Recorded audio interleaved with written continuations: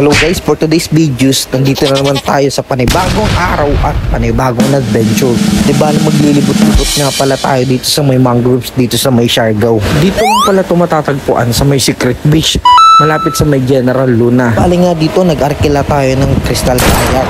Kakalaga siya ng 350 pesos. Ililibot ka na niya doon sa palibot ng mangroves. Grabe, nakaka-relax talaga dito yung ambience.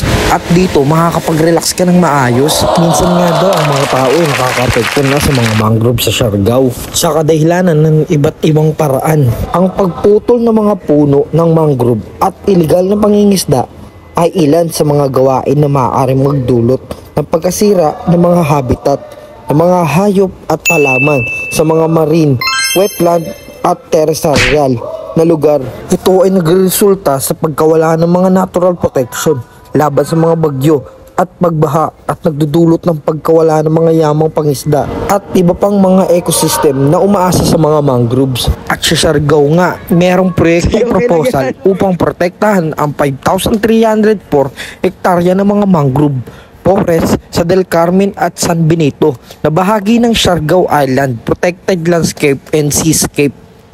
Ang lugar na ito ay tahanan ng mga endangered species tulad ng saltwater, crocodile at tarsier. Ang pagprotekta at pamamahala sa mga mangroves ay mahalaga upang mapanatili ang kanilang ecological value at biodiversity, pati na rin ang mga benepisyo na kanilang ibinibigay ng mga lokal na komunidad at sa buong ekosistema. Ang mga mangroves ay mayroong maraming benepisyo para sa mga lokal na komunidad.